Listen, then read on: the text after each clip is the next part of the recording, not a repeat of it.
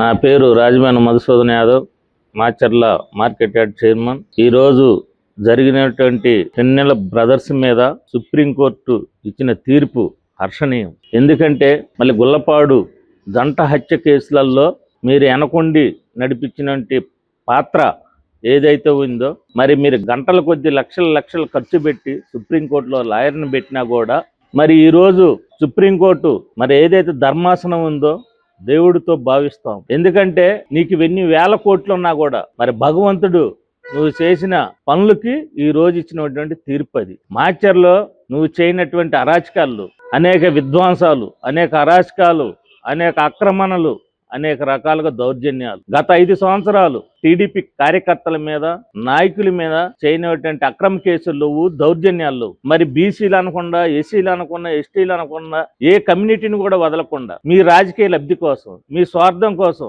2024లో మీ గెలుపు కోసం అనేక గ్రామాలను కూడా ఇబ్బందులు పెట్టినటువంటి సందర్భం. ఎందుకంటే కొన్ని గ్రామాలు సాలిడ్ చేసుకోవాలి, రిగ్గింగ్ చేసుకోవాలి అనే దానికోసం అనేక గ్రామాలని ఫ్యాక్షన్ ఉచ్చులో దించి భయాందోళనకు గురి చేసి టీడీపీ నాయకుల్ని, కేడర్ని మరి గ్రామాల నుంచి తరిమి మీరు రిగ్గింగ్ చేయాలనేటువంటి చెడు ఆలోచనతో ఈ రోజు మాచర్ల నియోజకవర్గం అనేక గ్రామాలు కూడా మరి ఊర్లో వదిలిపెట్టిపోవాల్సిన పరిస్థితి ఏర్పడింది. మరి అనేక రకాలుగా మా మీద అక్రమ కేసులు, మరి ఏం చేయలేని నిస్సాయస్థితి మరి అనేక రకాల కేసులు పెట్టి మమ్మల్ని జైలు పాలు చేసినటువంటి సందర్భం. ఆ రోజు డిసెంబర్ 22, 2022 16 మరి మాచర్లో ఒక విధ్వంసం. ఎందుకంటే ఆ రోజు అపార్ట్మెంట్స్ లో ఉన్నటువంటి నా మీద గాని, నా ఫ్యామిలీ ఆడవాళ్ళని చూడకుండా మా అమ్మాయి మీద గాని, నా ఇంట్లో ఫర్నిచర్ పగలగొట్టి దౌర్జన్యం చేసి ఇంట్లో ఆడవాళ్ళని కూడా చూడకుండా మీరు చేసిన హింస, అలానే ఎర్రం పోలిరెడ్డి గారి ఇంట్లో, ఆ ఇంట్లో కూడా ఆడవారు ఉన్నా మగవారు లేకపోయినా ఇంట్లోకి పడి అనేక రకాలుగా మరి మీరు దౌర్జన్యం చేసి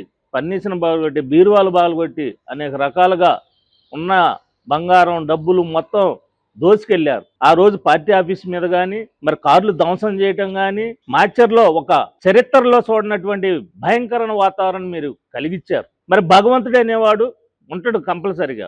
నీకు లక్షల కోట్లు ఉండొచ్చు, వేల కోట్లు ఉండొచ్చు, అయినా ఈరోజు నీ డబ్బు సుప్రీంకోర్టు ముందు మరి పనికిరాలే. అది కర్మ ఫలితం అంటారు దాన్ని. భగవంతుడు అనేవాడు నువ్వు ఎంత సంపాదించుకున్నా, ఎన్ని డబ్బులున్నా కూడా భగవంతుడనే స్వామి ఉంటాడు కాబట్టి నువ్వు తప్పించుకోవటానికి ఆస్కారమే ఉండదు. మరి తీర్పు రావటం హర్షణీయం. ఎందుకంటే కోర్టులు ఉన్నాయి, ధర్మాసనం. ఎందుకంటే ధర్మాసనం నువ్వు చేసిన పాపాలకి ఇచ్చినటువంటి తీర్పు అది. అందుకని దీన్ని తెలుగుదేశం పార్టీ తరఫున, మా తరఫున హర్షణీయం వ్యక్తం చేస్తా ఉన్నాం.